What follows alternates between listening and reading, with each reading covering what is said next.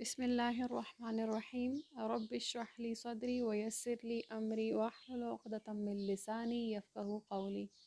السلام علیکم ورحمۃ اللہ وبرکاتہ۔ آج کا ہمارا سبق ہے سورۃ الانفال کا درس ثانی۔ اس کا حصہ ہے آیت نمبر 45 سے 48 تک۔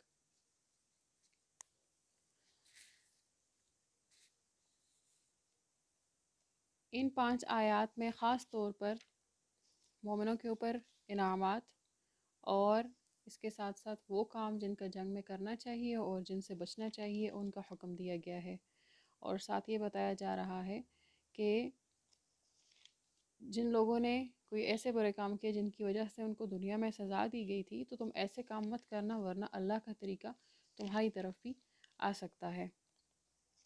دیکھیے آیات کو، یا ایھا الذین آمنو، اے ایمان والو، اذا لقیتم فئۃ، جب تم کسی گروہ کا سامنا کرو یعنی جنگ میں، تو کرنا کیا ہے تم نے؟ پہلا کام، فاثبتوا، پس ثابت قدم رہو، واذکروا اللہ کثیرا، اور اللہ کو کثرت سے یاد کرنا، لعلکم تفلحون، تاکہ تم فلاح پا جاؤ، وَأَطِیعُوا اللَّهَ وَرَسُولَهُ، اور اللہ اور اس کے رسول کی اطاعت کرتے رہنا، وَلَا تَنَازَعُوا، اور آپس میں جھگڑا مت کرنا، پھر کیا ہوگا؟ فَتَفْشَلُوا، بس تم ہمت ہار جاؤ گے، وَتَذْهَبَ رِیحُکُم، اور تمہاری ہوا اکھڑ جائے گی، وَاصْبِرُوا، اور کرنا کیا ہے؟ صبر کرنا ہے، ان اللہ مع الصابرین، بے شک اللہ صبر کرنے والوں کے ساتھ ہے۔ وَلَا تَكُونُوا كَالَّذِينَ خَرَجُوا مِن دِيَارِهِمْ، اور ان لوگوں کی مانند مت ہو جانا جو اپنے گھروں سے نکلے تھے۔ کس طرح نکلے تھے؟ بطوراً، اتراتے ہوئے، تکبر سے، وَرِئَاءَ النَّاسِ، اور لوگوں کو دکھاتے ہوئے، وَيَصُدُّونَ عَن سَبِيلِ اللَّهِ، اور اللہ کے راستے سے روکتے ہوئے، وَاللَّهُ بِمَا يَعْمَلُونَ مُحِيطٌ، اور بے شک اللہ تعالیٰ ان کے کیے ہوئے یا ان کے کیے جانے والے سارے کاموں کا احاطہ کیے ہوئے ہیں، یعنی وہ اللہ کی باؤنڈری سے باہر نکل ہی نہیں سکتے۔ وَزَيَّنَ لَهُمُ الشَّيْطَانُ أَعْمَالَهُمْ، اور جب شیطان نے ان کے اعمال کو، ان کے کاموں کو ان کے لیے مزین کر دیا، اچھا کر کے دکھایا، وَقَالَ، اور ان سے کہا، لَا غَالِبَ لَكُمُ الْيَوْمَ مِنَ النَّاسِ، آج لوگوں میں سے تم پر کوئی بھی غالب نہیں آنے والا، وَإِنِّي جَارٌ لَكُمْ، اور بے شک میں تمہارا مددگار اور حمایتی ہوں۔ فَلَمَّا تَرَاءَتِ الْفِئَتَانِ نَكَصَ عَلَىٰ عَقِبَيْهِ، اب جب آمنے سامنے ہو گئے دونوں گروہ جنگ کے میدان میں، تو شیطان اپنے ایڑیوں پر پھرنے لگا، وقال انی بریء منکم، اور کہنے لگا میں تو تم سے بالکل لا تعلق ہوں، میرا تم سے کوئی تعلق نہیں ہے، انی ارا ما لا ترون، بے شک مجھے تو وہ نظر آ رہا ہے جو تم نہیں دیکھ سکتے، انی اخاف اللہ، بے شک میں تو اللہ سے ڈرتا ہوں، واللہ شدید العقاب، اور اللہ تو بڑی سخت پکڑ کرنے والے ہیں، سخت عذاب دینے والے ہیں۔ اس کے بعد یہاں پہ کچھ خاص جو الفاظ ہیں ان کے معنی کا ذکر ہوا ہے، جیسے کہ فَثْبُتُوا، ثابت قدم رہو، فَتَفْشَلُوا، ورنہ تم ہمت ہار جاؤ گے، بَطْوَارًا، اتراتے ہوئے، فخر کے ساتھ یا اکڑتے ہوئے، ٹھیک ہے، اور نَكَصَ عَلَىٰ عَقِبَيْهِ، الٹے پاؤں پھر گیا، کون؟ شیطان۔ اب اس کی یہ جو درس ابھی ہم نے چلایا یہاں پر، اس کی کچھ تفصیلات وغیرہ ہم نے گزشتہ درس میں آپ کے ساتھ شیئر کی تھی، یہاں اس کے ذرا سوالات کو دوبارہ دیکھ لیجئے۔ کفار کے ساتھ مقابلے کی صورت میں مسلمانوں کو کون کون سے کام کرنے کا اور کن باتوں سے بچنے کا حکم دیا ہے، تو میں نے وہاں بھی آپ کو یہ بات بتائی تھی کہ 2 صورتیں ہیں حکم کی، وہ کام جو کرنے ہیں اور وہ کام جو نہیں کرنے، ٹھیک ہے۔ ہر کام کرنے کے کچھ اصول ہوتے ہیں، مطلب آپ نے اگر ہوم ورک بھی لکھنا ہے تو وہاں بھی آپ کو کہا جائے گا کہ یہ کام کرنے کے ہیں اور یہ کام نہیں کرنے کے۔ تو وہ کام جو کرنے کے ہیں میدان جنگ میں، وہ ہیں ثابت قدمی، یعنی بس دیوار کی مانند کھڑے ہو جاؤ، اب ہلنا نہیں جگہ سے، جب کہہ دیا اللہ کی بات ماننی ہے تو ماننی ہے، اور اللہ کو کثرت سے یاد کرو، یعنی صرف تمہاری ثابت قدمی ہی کام نہیں کرے گی، بلکہ جب تک اللہ کی مدد ساتھ نہیں ہوگی تم کچھ بھی نہیں کر سکتے، لہٰذا اللہ کا ذکر اپنی زبانوں پر جاری رکھنا، اور وہاں جو تم کام کر رہے ہو جس قسم کا بھی جو اللہ نے حکم دے رکھا ہے، تو اس میں ایک کام اپنے دماغ میں رکھنا کہ وہ اللہ اور اس کے رسول کے احکام کے عین مطابق ہونا چاہیے، اس سے تجاوز نہ ہو، ٹھیک ہے، یہ ایسا نہ ہو کہ تمہاری تلوار سے کسی بے گناہ کو ضرر یا نقصان پہنچ جائے۔ اور چوتھی چیز، مصیبتیں تو آئیں گی، اتنا آسان نہیں ہے، کبھی سر میں لگ گئی، کبھی چہرے پہ لگ گئی، کبھی ہاتھ کٹ گیا، کبھی پاؤں کٹ گیا، جنگ ہے، تکلیف تو ہوگی، سہنا تو پڑے گا، لیکن صبر کرنا ہے، ہمت نہیں ہارنی. کہیں ایسا نہ ہو کہ کوئی کافر آپ کو غصہ دلا دے غلط بات اگلوانے کے لیے، لیکن صبر کرنا ہے. کیوں صبر کرنا ہے؟ یہ اللہ کا حکم ہے، تو اللہ کا حکم اللہ کی منشا کے مطابق ہونا چاہیے. نہ تو یہاں پر کسی کا بیجا نقصان ہو، نہ اخلاقی اقدار پامال کیے جائیں. اور پانچواں حکم جو ہم نے کرنا ہے وہ ہے خلوص نیت. ہماری نیتیں خالص ہونی چاہیے. نیتیں کیسے خالص ہوں گی؟ کہ جو کام کیا جا رہا ہے اللہ کے لیے تو وہ اللہ ہی کے لیے ہو، نہ کہ دکھلاوے کے لیے. اب جن کاموں سے منع کیا گیا تو وہ کیا چیزیں ہیں؟ نمبر 1، آپس میں اختلاف نہیں کرنا. آپس کے اختلاف کی وجہ سے ہمیشہ دشمن غالب آیا کرتا ہے، یہ بات یاد رکھیے.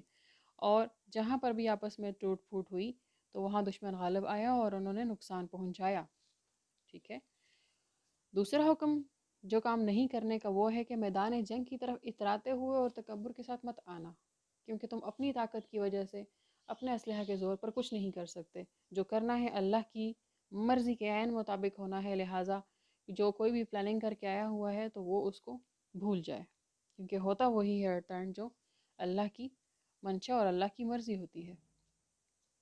لہٰذا یہاں پر کافروں کے اوپر تنقید کی گئی ہے کہ جب وہ میدان جنگ میں اتراتے ہوئے اور اپنے ساتھ دوشیزائیں اور ڈول اور یہ شراب کے مٹکے وغیرہ لے کر آئے، اور ان کے ساتھ ان کا تکبر بھی آ رہا تھا کہ آج ہم محمد صلی اللہ علیہ وسلم سے مقابلہ کریں گے اور ان سب کو نیست و نابود کر دیں گے. تو اللہ نے منع کیا کہ وہ کام تم کرو گے تو تمہارے ساتھ بھی ان والا انجام ہوگا.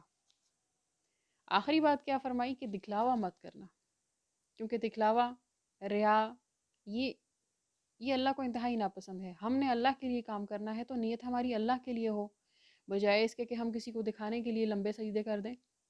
تو کل قیامت کے دن اللہ کیا فرمائیں گے کہ تم نے یہ کام میرے لیے نہیں کیا تھا، فلاں کو دکھانے کے لیے کیا تھا، لہٰذا جاؤ اور اسی سے اس کا اجر بھی لے لو. نعوذ باللہ من ذالک، نہیں بہت بڑا خسارہ ہوگا پھر. اس کے بعد ہے غزوہ بدر میں مسلمانوں کی نصرت کے لیے نازل ہونے والے فرشتوں کو دیکھ کر شیطان کا رد عمل کیا تھا. تو اب میدان جنگ میں شیطان تو موجود تھا اور کافروں کو وہ ابھار بھی رہا تھا مسلمانوں کے خلاف. اور وہاں وہ ان کے ایک سردار سراقہ بن مالک کی شکل میں آیا ہوا تھا، اور اس کے ساتھ جو شیطانی لشکر تھا وہ بنی مدلج کے مردوں کے شکلوں میں تھے. ٹھیک ہے. اور شیطان سراقہ بن مالک کی شکل میں آیا اور اس نے بڑا موٹیویٹ کیا لوگوں کو، کہا کہ بھئی تمہیں کوئی نہیں ہرا سکتا، آج میں تمہارے ساتھ ہوں. اب ہوا یہ کہ جب اس نے دیکھ لیا فرشتوں کو آتے ہوئے تو فرشتوں کو تو یہ پہچانتا ہے. ٹھیک ہے. تو یہ بھاگنے لگا، تو حارث بن ہشام نے جب یہ دیکھا کہ ابلیس تو بھاگنے لگا ہے تو اس نے اس کا دامن پکڑ لیا اور کہا کہ تم کہاں بھاگ رہے ہو؟ تو شیطان نے حارث کے سینے پر ایک مکہ مارا اور کہنے لگا کہ میں وہ دیکھ رہا ہوں جو تم نہیں دیکھ سکتے، اور بس بھاگ گیا اور سمندر میں چھلانگ مار دی. اور وہاں جا کے اللہ سے کہنے لگا کہ بھئی اللہ، آپ اپنا وہ وعدہ یاد رکھیے جب آپ نے کہا تھا کہ میں تمہیں قیامت تک مہلت دیتا ہوں. یعنی اس کو بھی ڈر لگ گیا کہ مر جاؤں گا، تو اللہ تعالیٰ سے کہنے لگا کہ آپ اپنا وعدہ یاد رکھیے. تو اللہ تو اپنے وعدوں کے خلاف نہیں کرتے. اچھا، اس کے بعد ہیں 3 آیات کے ٹکڑے جن کا مفہوم مختصر بیان کیا ہوا ہے. یہ آیات کے دوران بھی یہ چیزیں ذکر ہو چکی. تو یہ ہے یا ایھا الذین آمنوا اذا لقیتم فئۃ فاثبتوا واذکروا اللہ کثیرا لعلکم تفلحون. اے ایمان والو، جب تمہارا مقابلہ کسی گروہ کے ساتھ ہو، کافروں کے لشکر کے ساتھ ہو، تو تم ثابت قدم رہنا اور اللہ کو کثرت سے یاد کرنا، یہی فلاح کی کامیابی چابی ہے. ٹھیک ہے. اور دوسری آیت ہے وَأَطِیعُوا اللَّهَ وَرَسُولَهُ وَلَا تَنَازَعُوا فَتَفْشَلُوا وَتَذْهَبَ رِیحُکُم وَاصْبِرُوا إِنَّ اللَّهَ مَعَ الصَّابِرِینَ. وہ احکام جو جنگ کے اندر مسلمانوں کو کرنے کے دیے گئے اور جن چیزوں سے روکا گیا ہے کہ اللہ اور اس کے رسول کی اطاعت کرنی ہے، کام وہ کرنا ہے جو اللہ اور اس کے رسول نے حکم دیا، اور ویسے کرنا ہے جیسے اللہ اور اس کے رسول نے حکم دیا، اور آپس میں اختلافات نہیں ڈالنے، ورنہ کیا ہوگا؟ تم ہمت ہار جاؤ گے اور تمہاری ہوا اکھڑ جائے گی. یعنی تم کم ہمت ہو جاؤ گے اور تمہارا وزن وہ نہیں رہے گا جو ایک طاقتور آدمی کے اندر ہوتا ہے. اور صبر کرتے رہنا کہ اللہ صبر کرنے والوں کے ساتھ ہے. اور آیت کا ایک اور آیت ہے یہاں پر وَلَا تَكُونُوا كَالَّذِينَ خَرَجُوا مِن دِيَارِهِمْ بَطَرًا، یعنی وہ کام جو جنگ میں نہیں کرنے. یہ ان کا ذکر پہلے بھی ہو چکا تفصیل کے ساتھ، اور یہاں اس کا مفہوم ہے مختصر سا کہ میدان جنگ میں جب نکل جاؤ تو کیا کرنا ہے؟ تکبر کرتے ہوئے نہیں جانا، ٹھیک ہے، اور اس ارادے سے بھی نہیں کہ لوگوں کو اللہ کے راستے سے روکنا ہے۔ اب کافر لوگ تو اللہ کے راستے سے روکنے کے لیے بہت کچھ کریں گے، اپنا سارا مال لگا دیں گے، اپنی ساری صلاحیتیں لگا دیں گے، لیکن وہ سب کچھ لگانے کے باوجود بھی سب لوگوں کو دین سے نہیں روک سکتے، کیونکہ اللہ تو سب کو جانتا ہے، اور ہونا وہی ہے ایٹ جو اللہ کی منشا اور اللہ کی چاہت ہے۔ لہٰذا کرنا کیا ہے، میدان جنگ میں نکلنا ہے تو دکھلاوے کے ساتھ اور اکڑ دکھا کر نہیں نکلنا، کیونکہ انسان کی طاقت کچھ بھی نہیں ہے اللہ تعالیٰ کی طاقت کے مقابلے میں۔